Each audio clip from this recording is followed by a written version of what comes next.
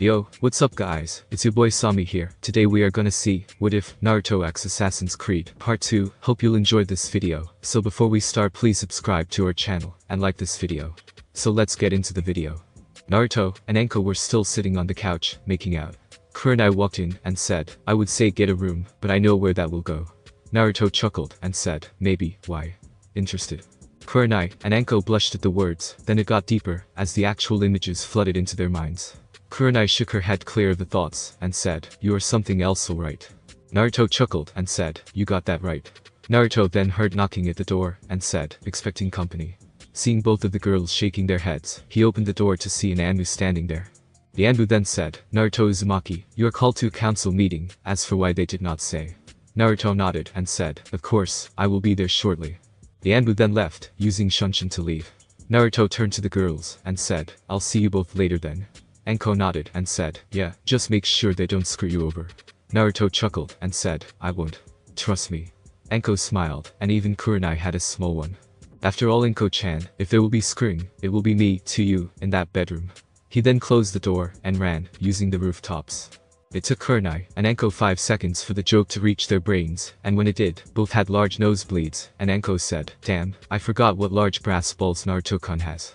Kurenai quickly ran to the bathroom to clean her face. Council chambers. Naruto walked in front of the door and wondered what to do next. With a grin on his face, he kicked the doors to the room open, scaring the hell out of the occupants on the civilian side. Naruto then said, alright, what is so important that I need to be called down here? Are the civilians bitching over something, as usual? One of the civilian councilmen scoffed and said, quiet you weakling, we can have you killed for such an insult. Naruto started to chuckle, then it turned into giggling, then full-blown laughter. Even Kyuubi was laughing in his cage, rolling around on the floor. The same council member quickly got pissed, and said, what is so damn funny you demon filth? Naruto quit laughing, and said, me? Weak. You would compare me to you who are not even a ninja, but you still call me weak. That is laughable. And, as for calling me demon filth, Naruto raised his left arm, and fired a pistol. The councilman was dead in an instant. Naruto just laughed, and said, that's what you get for breaking the law. Sarutobi and the Shinobi Council could only stare in amazement. Naruto scanned the room using eagle vision, and saw all of the shinobi, one of the civilians, and the Hokage, as blue. The rest of the civilians, along with the Hokage's teammates, were red. Sarutobi then said, now Naruto, the reason you're here is because there have been some disappearances, and a report of you saving one Anko Midarashi from a rape attempt. Naruto nodded, and said, yes, I did, what of it? A foolish councilman scoffed and said, that snake whore probably spread her legs, and, his words were cut off, as Naruto shot him with the pistol. The shinobi and civilians froze, as Naruto said, the next bastard that wishes to insult her will get the same, cabbage. Got it, the civilians shut up, even one that had pink hair. Naruto then said, so, what do you want to know? Sarutobi sighed, but a bandaged councilman said, the bodies of Anko-sen's would-be rapists were found in a garbage dumpster, as a few Anbu saw you leave the alley. Naruto looked over, and saw the man look like he had an amputated right arm, and bandages covering most of his face. Naruto then said, is it wrong to act in the defense of a woman in need? Danzo, the councilman, said, no, in fact, it would be surprising if you didn't. One of the civilians stares in disbelief, and says, what? How can you justify this? He attacked. Danzo slammed his cane into the ground, and said, I have had too much of hearing each of you little shits complain day in, and day out. I may be on the same council as you, but for God's sake, get a fucking brain in your heads. If your daughter was being raped, you would kill the bastards responsible, so what Naruto-san did is the same. Now for the last time, shut up about it. Sarutobi and the rest of the occupants in the room had their jaws on the floor, while Naruto was laughing up a storm. He then said, well now, is there any other business that needs to be done? Seeing as we dealt with all those little topics. Hiyashi spoke up and said, Uzumaki, I understand you are on the same squad as my daughter, correct? Naruto nodded, and Hiyashi said, then you better make sure she gets taken care of, understand? Naruto nodded and said, if that's all, then I will let myself out. He turned to walk away, but a pink-haired woman screeched, you bastard, I know you hurt my daughter, come back, and face me. Naruto had to hold his ears, and said, so what? She chose to fight me of her own choosing, not my fault she loses, then cries to her bitch of a mother about it. Naruto then walks out the door, leaving the civilians and shinobi dumbfounded. Sarutobi then said, wow, that was unexpected. The next day, Naruto arrived at the training ground.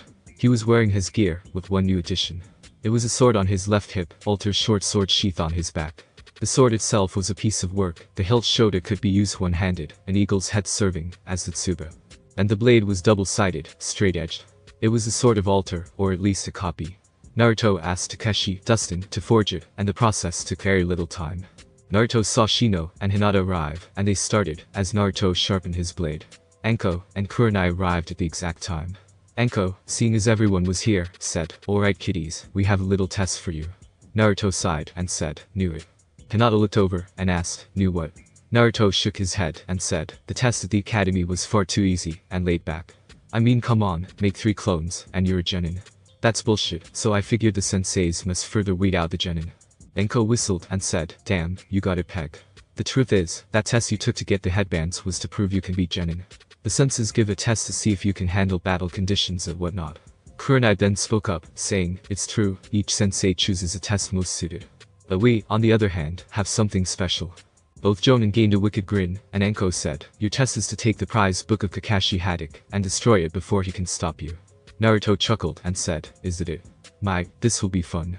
Anko raised an eyebrow and asked, "Oh? And how can you joke about this? Haddock guards that book with his life." Naruto grinned, making Hinata and Anko blush, and said, "Let's just say I know how to pick a pocket." Konoha streets.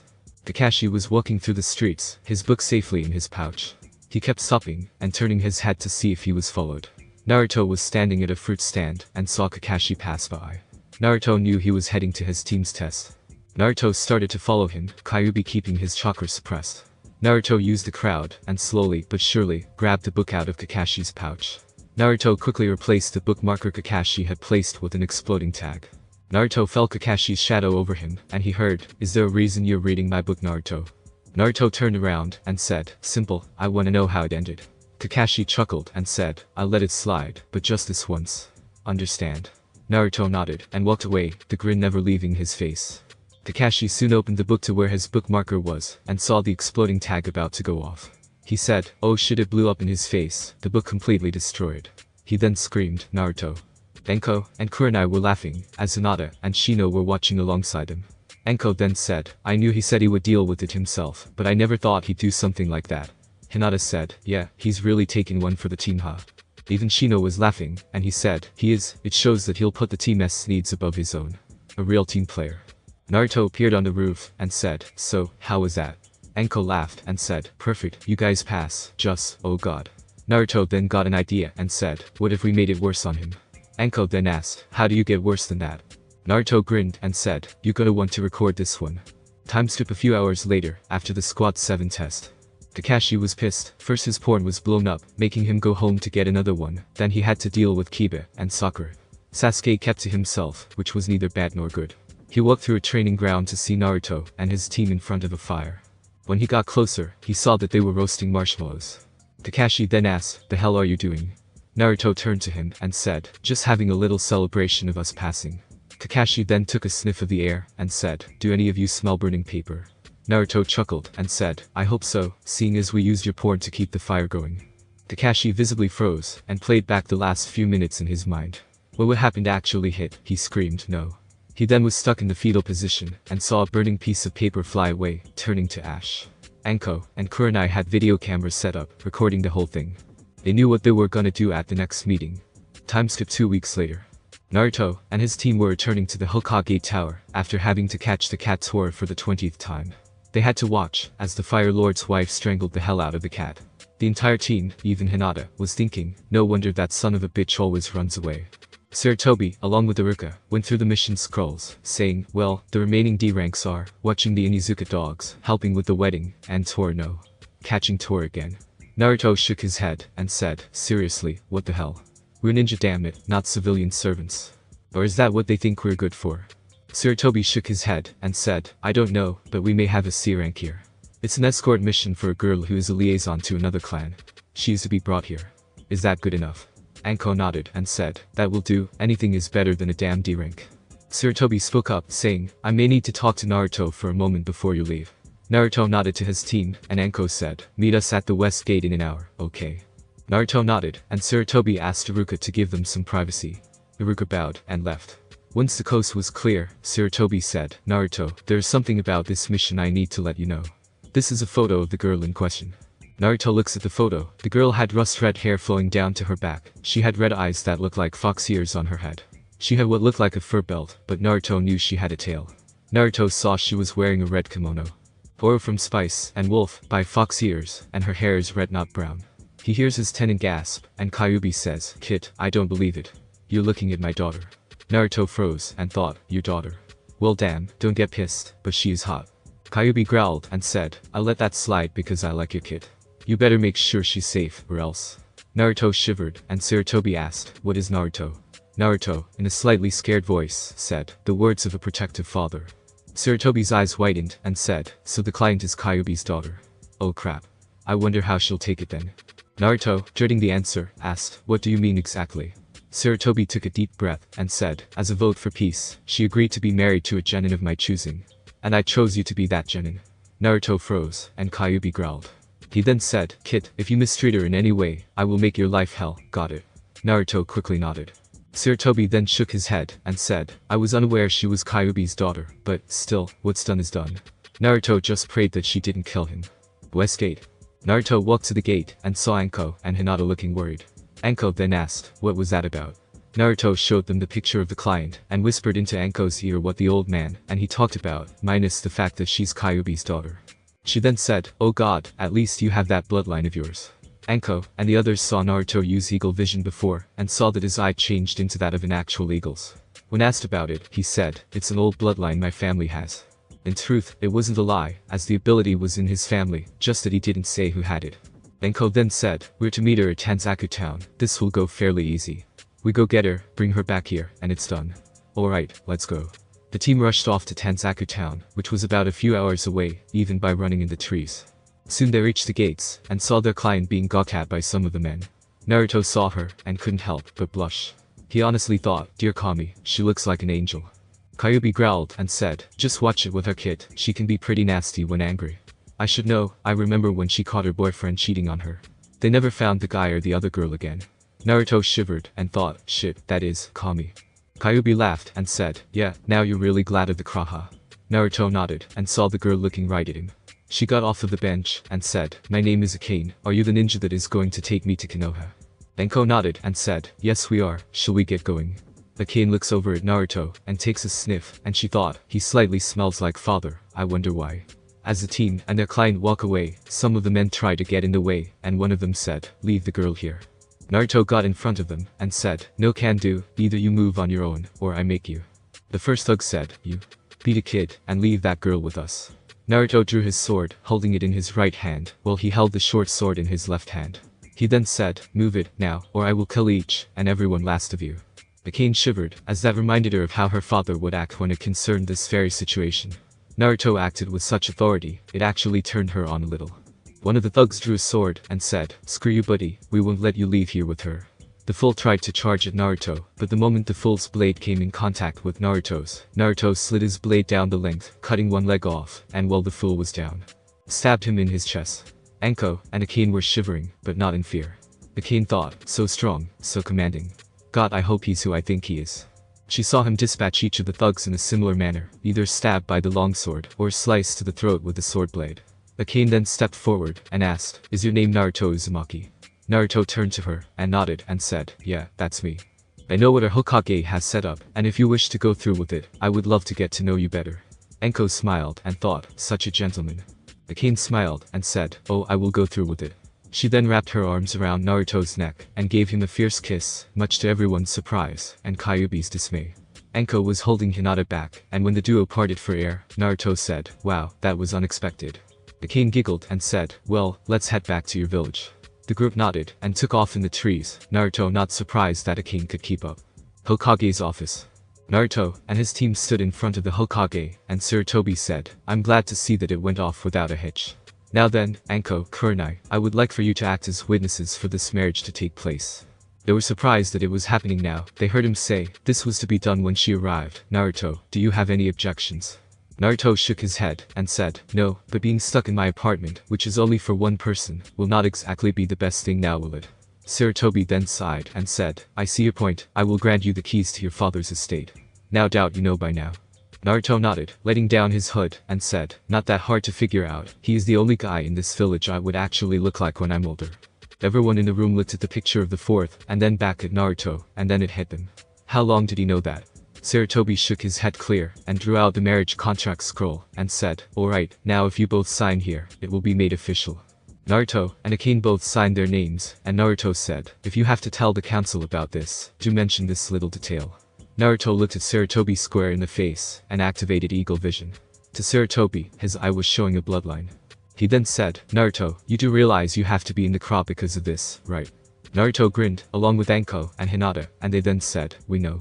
Akane was thinking, so he waited to reveal his bloodline, so that even if we're married, those two girls won't have to give him up, or he wouldn't break their hearts. Such kindness, only one who has suffered greatly could be this way. She watched as Naruto and his team parted ways. He then turned to her and said, "Well then, shall we go?" Akane nodded and followed him to the estate, which Sarutobi gave directions to along with the keys. When they actually arrived, they were surprised to see it near the Hyuga compound, and while not as large, it certainly held the same features. Naruto saw the gate had a blood seal on it, and after cutting his thumb to open the gate, the duo entered. Naruto saw that the house was larger than it looked from the gate. After they looked around, Akane then wrapped her arms around his neck from behind, and said, "Well, now that we're married, let's seal that little deal, shall we?" Naruto's Mindscape.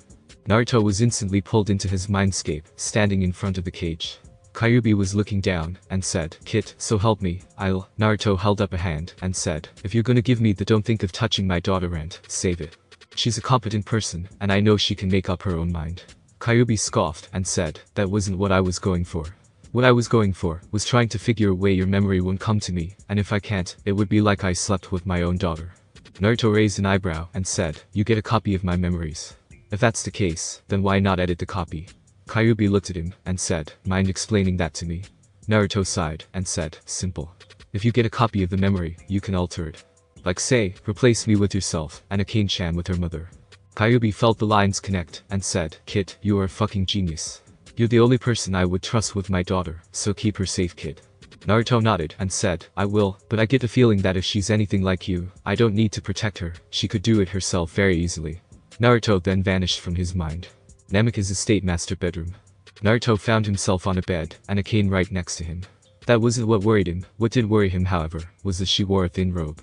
Akane looked at him and said, "What happened?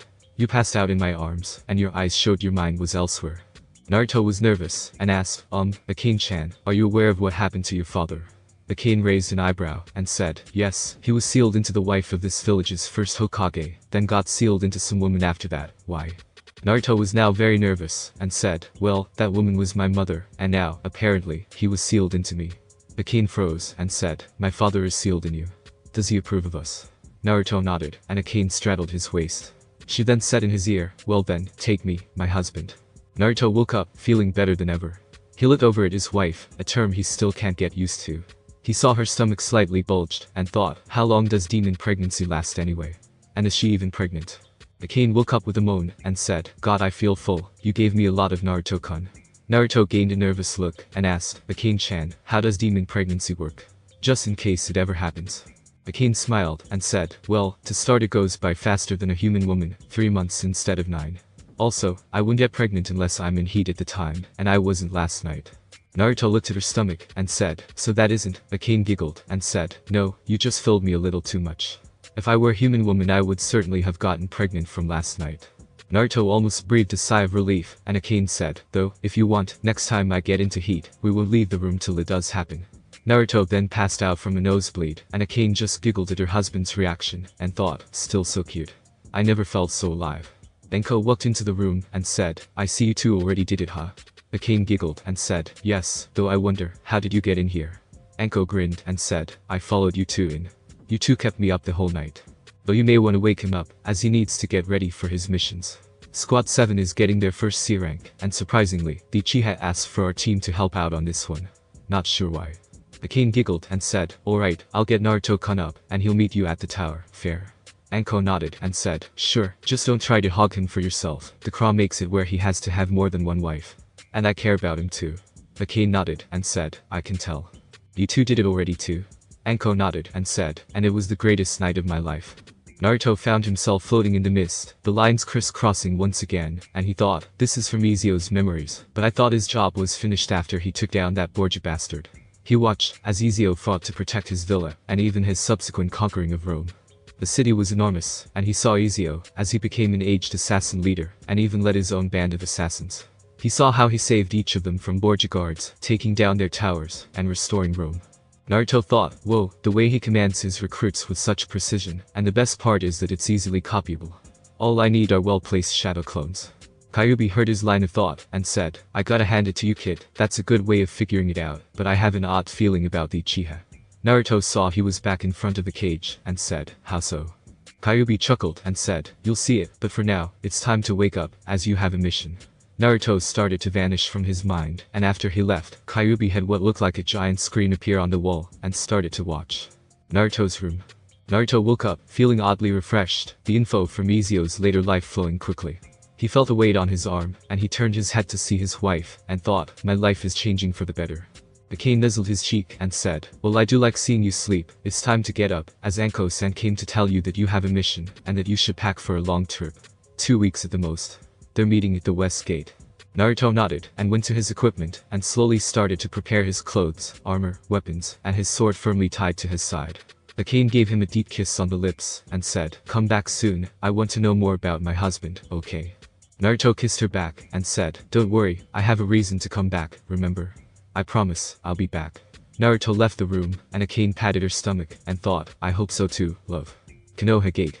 Naruto arrived at the gate, and Naruto saw Sasuke waiting already. Sasuke turned to him, and said, glad to see you made it, I hope that Sakura didn't get here first, or I would never hear the end of her complaining. She hated the idea of me suggesting your team come along. Naruto was surprised, and he asked, why did you ask for us to come along? Last I checked you were a huge loner, now you ask for help. Sasuke chuckled and said, there's a lot more going on than you know, brother. Naruto had his eyes wide, and he thought, no way, there's just no way, if Sasuke is a brother, then who else is? Iruka. What's going on here? Before he could ask any questions, Sakura arrived and screeched, what the hell do you think you're doing, Naruto baka? You have no right to speak to Sasuke-kun, he's far better than you'll ever be. Naruto, Sasuke, and even Kyuubi thought, what an annoying bitch. Naruto started plotting ways to kill her while getting away with it, and hoped he could soon. Thankfully, Anko and Kurenai arrived, dragging Kakashi and the client behind them. They both smelled of booze, so it was obvious where the girls found them. Naruto shook his head, as he could smell it coming off them in waves, and Anko said, come on, we need to head out, as the wave is a few hours from here, half a day at most. She then saw Sakura's pack be slightly larger than usual for this sort of mission, and she said, hold it, what's in that pack? Sakura nervously tried to back up, but Anko caught her, and said, empty the pack, now. Sakura shook her head, and said, I don't have to listen to a slut like you. Now Kakashi immediately held Naruto back, who held his hidden blade ready to end her life, and said, but you do have to listen to me, now open your pack Haruno, now. Shaking in her sandals, Sakura opened her pack, and Anko snatched it out of her hands. She rummaged through it, and to her disgust, it was full of hair products, spare clothes, and worse yet, a couple crappy fake love potions you see on merchant stands, and a thong of all things. She scrunched her nose, and said, what the fuck is this shit? Did you plan on going on a mission or a slumber party? This is a disgrace. Sakura was insulted, and she said, what are you talking about? Anko felt like strangling her, and said, this ain't no kid shit we're going into, this is serious, so go home, and repack this. She then dumped the contents of the pack on the ground, and asked, Uchiha, you mind burning this? I would, but I don't have any fire that would work. To Sakura's horror, Sasuke readied a few hand signs, and using a powered-down fireball, turned it to dust. Anko then threw the empty pack at Sakura's still gobsmacked face, and said, now go home, and fill it with proper equipment, and I will check again when you get back. Now move it. The now shivering girls saw the looks of disgust from Shino, Hinata, and even Kurenai and Kakashi, but the last straw was seeing Sasuke's face, as if he was looking at something foul. Kiba was too busy staring at Hinata's ass, which got him a smack on the head from Akamaru. A half hour later, Sakura returned, this time with an acceptable pack of equipment, and they proceeded in a double manji formation, Anko, Kakashi, and Kurenai guarding the front, back, and side respectively, Tazuna staying in the center, with the Genin filling the gaps. And Naruto watching from the side. He had shadow clones go on ahead, and scan the area using eagle vision, and came up with nothing, until the group passed a puddle, and Naruto saw two red within it, and when they jumped out, he quickly took his short sword and threw it into the chain that the two nin were connected to, and they comically felt the snag pull them back to the tree, and that is when Naruto pounced, pinning them down, and his hidden blade silencing them. Sakura and Kiba were gobsmacked, as they saw the class clown kill two people before their eyes, and with no remorse. Sasuke smirked and said, well done, it seems fortune favors your blade. Naruto chuckled and said, not fortune, but skill, stick around, and you may just see more of it. The others just looked on, as they had no idea what was going on, like it was some inside joke, but then Kakashi turned to Tazuna, and said, you seem to have some explaining to do, as this is no longer a C-rank mission. It's A-rank at best. Tazuna was starting to sweat as he said, there's a good reason, really, we can't pay for an A-rank mission, as Gato is bleeding us dry. A C-rank was all my country can afford, please, you have to understand. It was bad before, but now it's gotten worse. They say Gato is in league with people, they bear crosses, as their symbols. Naruto felt a red flag, and immediately thought, Templar scum, they must be searching for something. Whatever it is, we need to find it before they do, count on it. Tazuna then said, you have to help us, our country is failing, not even our daimyo has any money, we desperately need your help. Naruto had heard enough, and said, well I don't know about the rest of you, but I am going on ahead, this character sounds like scum, which I intend to wipe out. Hinata and Enko blushed, as they saw he was acting like a leader, even Kurenai had a red face, as though she normally would scold someone for dancing in her head. His tone was cold, the knowledge of the time that both Alter and Ezio spent as assassin leaders flowing into his head, the plan to kill Gato already being formed in his head. Sasuke then said, I'm with you. Besides, this will make a good test to see how much stronger I've gotten. Kiba, not one to be outdone, agreed quickly, Hinata and Enko nodding their consent, as well. Sakura was looking at Naruto like he was a freak, and said, why the hell did you kill those two? Couldn't you just knock them out or something? Naruto had a tick on his head, and said, are you stupid? We're ninja, and last I checked, killing is in our job description, and of course, and a few of the older genin have killed at one point of their careers, so if you don't like it, then shut the fuck up, and grow up. Naruto stomped off, not noticing a masked female watching with no small amount of respect for the blonde, and she quickly left the area to report to her master. Zabuza's hideout. Haku arrived at her master's quarters, and saw he was in a meeting with Gato. She heard the midget say, those demon brothers of yours failed Zabuza, screw up again, and I'll make sure you, and that little bitch gets killed. He would have said more, but he was stopped by a large sword at his neck, and Zabuza said, leave it to me, you little parasite. Gato was shaking in his shoes, and hurried out of there. Haku placed privacy seals around the room, as Zabuza said, thank God he left, I was 2 seconds away from slicing his head off then, and there. Tell me you have good news. Haku nodded, and she said, I do, as it seems there is an assassin amongst the genin squads protecting the bridge builder. Zabuza raised a non-existent eyebrow, and said, really now? So the remnants of the old order are still around, and in the Leaf Village no less. Did you get a good look at the boy? Haku's face turned beet red, and she said, I did, he is very experienced despite being so young, he took down the demon brothers in a few seconds. And he did it with zero remorse, showing that it wasn't his first kill. Now Zabuza was really getting impressed, and he filed the look on his adopted daughter's face for blackmail material. He then said, well then, I better go to greet them, I want to see how skilled this kid is, perhaps he can help us finally stop running from the Hunter Nin and those damn Templars. Haku nodded, and said, I believe he may, he just may. The duo quickly left the room, their pig of an employer, none the wiser to their plans. Path to Wave. Naruto, Enko, and just about everyone else were desperately trying to shut Kiba, and Sakura's constant complaining. Naruto concentrating on his eagle vision, sensed movement in the bushes, and quickly threw a throwing knife into the bushes with a flick of his wrist. Sakura went over to examine it, and yelled, why did you do that, Baka? You nearly killed this poor snow hare. True enough, it was a white rabbit shaking nervously, the throwing knife inches from its head. On a crouched person, it would have been a strike to the arm or worse. Naruto, and a thought, a white hair, it must be used for substitution, shit, everyone down. They shouted the last part, Naruto pulling Hinata down, Kakashi pulling Tazuna down, while everyone else ducked. Naruto saw the large blade nearly graze their heads, and thought, if we hadn't ducked, our heads would have rolled. He then heard a dark laugh, and saw the blade lodge itself into a tree, but the creepy thing was the man standing on the hilt of the blade. He wore no shirt, just a belt that crossed over his abdomen, his headband tilted to the side, wearing grey camo pants, and arm warmers being the only other thing on him besides his sandals, and a mask made of medical tape. He said in a deep voice, so, I will meet Sharingan Kakashi, Konoha's Snake Mistress, and Genjutsu Mistress all in one battle. I can actually say it's an honor to meet you all. Hand over the old man, and I won't have to kill any of you, or those brats with you. Naruto grinned, and said, sorry, you must be Zabuza Mamachi, demon of the Hidden Mist, holder of the Kubikiri Haucho, and former swordsman of the Hidden Mist. What's a fighter of your stature doing working for scum like Gato? Zabuza laughed, and said, looks like one of you genin actually read the bingo book, it's nice to know I'm so well known, but to the matter at hand. I'm afraid that I need money to take down the Mizukage, and that's where Gato comes in. Naruto thought of an idea, and said, then perhaps we can make an arrangement. Everyone was looking at him like he was crazy, and Zabuza said, oh? What kind? Naruto grinned louder and said, "Work for me, and not only will that bastard Gato be taken down, but I'm well aware that missing nin have a problem with hunter nin chasing them down." Enko was sweat dropping, and Zabuza was thinking, "Huck, line and sinker, now I just need to make sure could you get asylum in your village? I don't have that kind of pull." Naruto grinned and said, "Oh I do, trust me." Zabuza then jumped off the blade, ripping it from the tree bark. "You have yourself a deal, kid, but if you're screwing with me, I will end you, understand?" Naruto nodded, and Zabuza said, "Led the way." Naruto saw a masked girl drop down from the trees, and said, "She is with you." Zabuza merely nodded, and the groups made their way to Tazuna's home. Naruto surprised to see towers off in the distance. He thought, "No way, they look like the Borgia towers, it can't be." Kyuubi saw through his eyes and said, "But it is Kit, it seems the Templars not only have returned, they foolishly kept up their old ways." Naruto was sickened, and Zabuza saw his face, and said, "Keep some of his higher-ups in those towers, there's 5 around this place, on the north, south, east, west, and center of the area."